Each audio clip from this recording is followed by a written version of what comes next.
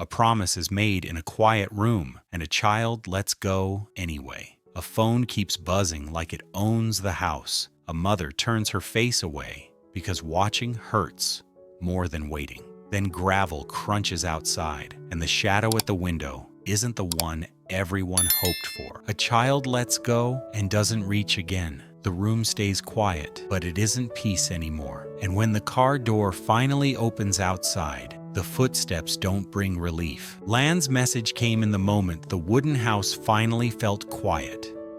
Alex was near the doorway, shoes still dusty, jacket still on. His mother had been moving through the room all evening, lining up medicine, pouring warm water, keeping the air controlled. In the bedroom, Tu Na lay half awake, one hand on her belly. Henry was beside her, pressed into her side. He wasn't crying. He was watching the way he had learned to watch lately. Alex's phone buzzed. Once, twice. Henry's body stiffened at the sound. Not because he feared the buzzing itself, but because he had started linking it to one thing: someone leaving. Alex noticed. He hated that he noticed, and still didn't know what to do with it. He stepped into the front room and answered low. Lan. Lan's voice was tight, professional. "Sir, the partners are here. They want you in person. Tonight." Alex's stomach dropped. "Right now?" "Yes," Lan said. "They're saying no delays. If you don't sign and confirm in person, they cancel." Alex stared at the floorboards. "Can't we do it in the morning?" "They won't accept scanned documents," Lan replied. "They won't accept a call. They're ready to walk. I'm sorry." "How long?" Alex asked. "An hour," Lan said. "I tried for more. They refused." Alex swallowed, feeling the house behind him like a weight. "I'll handle it," he said. "Send me the address." "I already did," Lan said. Then, softer. "Alex, they're watching how you respond. If you hesitate, they take it as weakness." Alex ended the call and stood still for a beat, as if moving would make the decision real. His mother was already looking at him. "Work," she said. "They need me in the city," Alex replied. "To sign." His mother didn't shout. She didn't have to. "Tonight?" "Yes." She stepped closer, voice calm but hard. "Then go. But don't leave this house without looking at your wife first." Alex's eyes flicked toward the bedroom door. He could picture Tu Na trying to rest, trying to breathe quietly, trying not to turn her fear into someone else's problem. He could also picture Henry's small face, too serious for his age, tracking every adult movement like it mattered for survival. Alex's jaw tightened. "I'm going to talk to her." "Not from the doorway," his mother said. "Go in like a husband, not like a man asking permission to disappear." Alex didn't answer. He walked to the bedroom and opened the door quietly. Tu Na's eyes were open, not wide, just awake in that tired, careful way. Henry's gaze shifted to Alex, quick, checking. Is he staying or leaving? Alex sat on the edge of the bed, keeping his hands to himself. "Lan called," he said softly. Tu Na nodded once. "I know. They're forcing a signature tonight," Alex said. "If I don't go, they cancel." Tu Na watched his face like she was studying something she didn't want to learn. "So you have to go." "I can be back in 30 minutes," Alex said, too fast. "I'll sign. I'll come straight back." Tu Na didn't answer right away. In that silence, Alex felt himself waiting for her to pull him back, waiting for her to give him a reason he could hold up like a shield. Stay. Choose us. Henry slid closer and reached for Alex's pant leg. Not playful, not begging, just a small, steady grip like he was trying to anchor an adult. Alex froze. Tu Na saw it. Her throat moved like she swallowed something sharp. "He's listening," she said quietly. even when he doesn't understand the words. Alex looked down at Henry's hand. He tried to smile. It didn't work. Tuna finally spoke. "Go," she said. The word landed like it was simple, like it didn't cost anything. Alex stared at her. "Tuna, go before they cancel," she said again, quieter. "If you stay and lose it, they'll blame me, and I won't carry that too." Alex felt the sentence hit his ribs, because it was true, because she was protecting him by taking blame away from herself. And that was exactly the problem. He whispered, "I'll be right back." Tuna nodded once. Permission, not comfort. Then she turned her face toward the pillow, as if she needed to stop seeing him to stay steady. Alex tried to peel Henry's fingers away gently. "Hey," he murmured. "I'm here." Henry didn't let go for a second. Then, slowly, he released. Not because he trusted it, because he learned he couldn't stop it. Alex stood up. Henry watched him, not with panic, with something colder, like a child, learning what to expect. As Alex stepped toward the door, Tuna spoke without turning her head. "Close it quietly." Alex froze. It wasn't a request made out of love. It was a request made out of survival. He closed the door softly and walked back to the front room. His mother read his face immediately. "What did she say?" Alex's throat tightened. "She told me to go." His mother's eyes narrowed. "That's not support," she said. "That's her giving up on being heard." Alex clenched his keys. "She's exhausted." "She's been exhausted," his mother replied. "And you've been calling it patience because it keeps your life easier." Alex's second phone, his company phone, buzzed on the table, louder than the first, more urgent, like the world outside was demanding an answer. He reached for the doorknob. His mother stepped into his path for half a second, not blocking him fully, just forcing him to feel it. "If you're going to choose your role," she said quietly, "at least admit what it costs." Alex swallowed. "What do you want me to do?" "I want you to see what's happening in that room," she said. "Your wife didn't fight. She didn't demand. She just let you go." Alex's chest rose and fell once, controlled. "I'm coming back." His mother looked at him like she was measuring time, not words. "And if you don't?" she asked. Alex didn't answer fast enough. From the bedroom, there was no sound.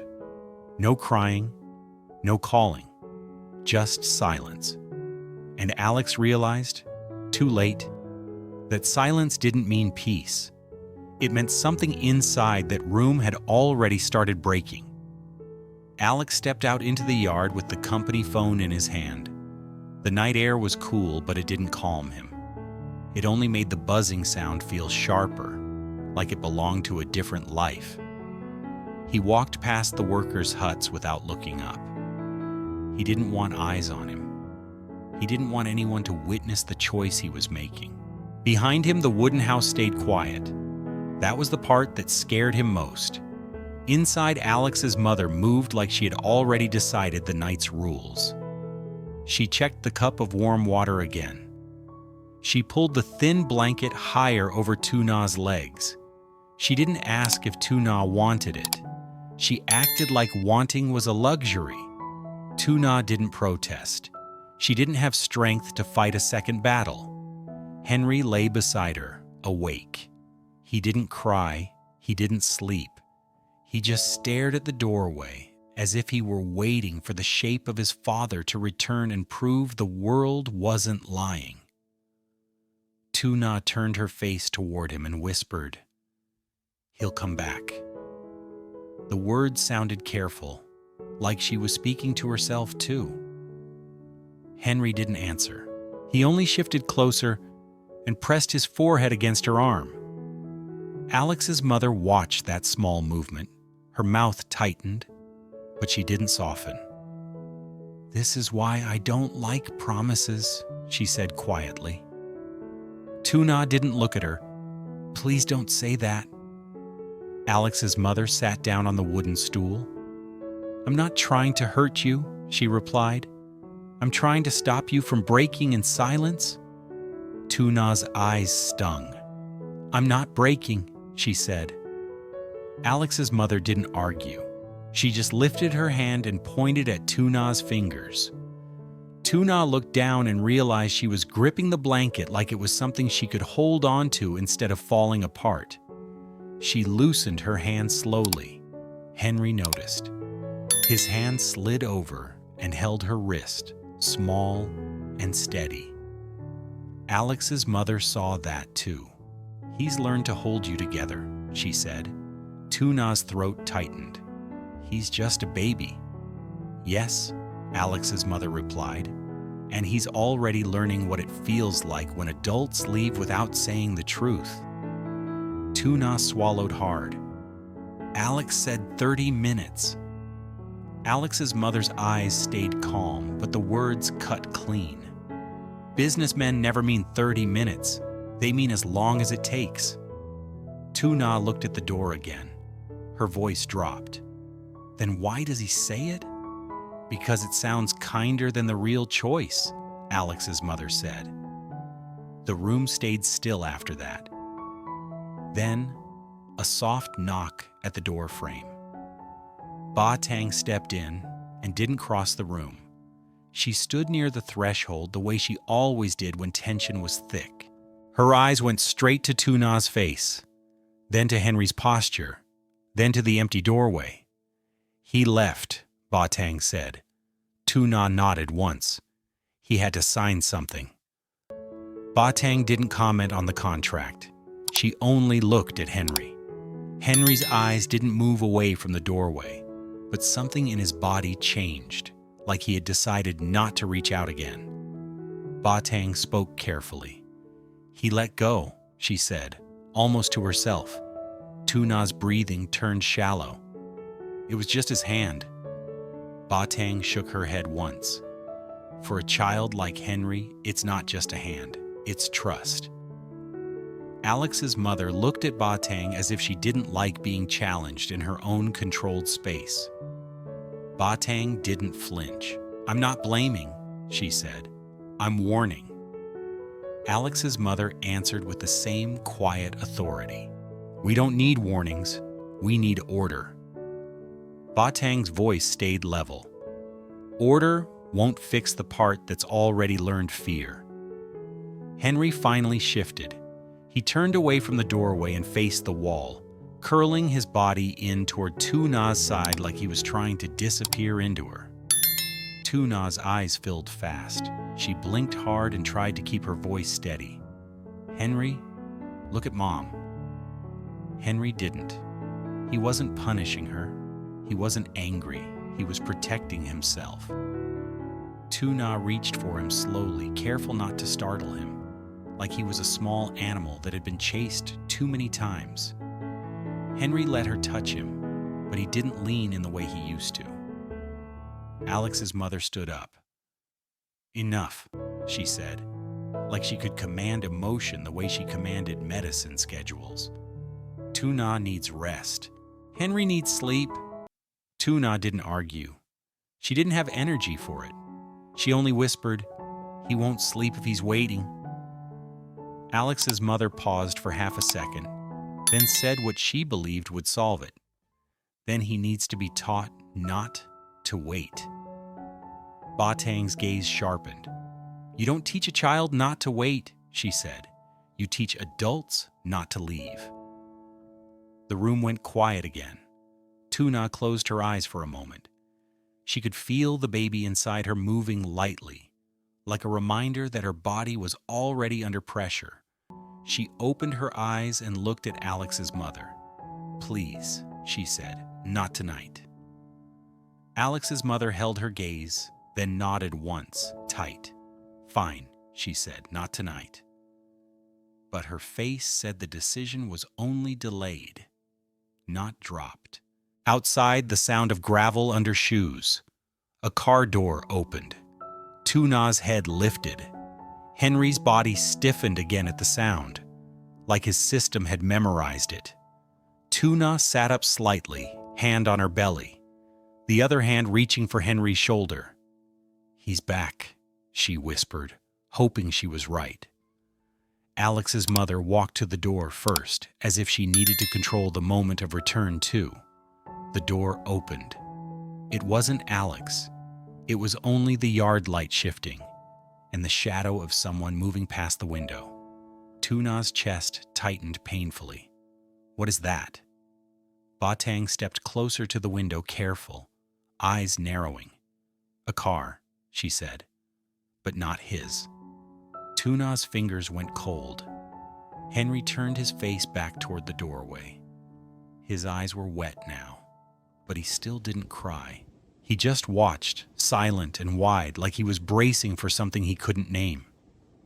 Alex's mother's voice dropped. "Stay in bed," she told Tuna. Tuna didn't move anyway. Her body felt stuck between fear and exhaustion. Outside, a second voice drifted in, low, unfamiliar, too confident for the hour. Batang's posture changed. Not panic, readiness. And Tuna realized in the worst way that tonight wasn't only about a contract. It was about how quickly the world noticed the moment a house became unprotected.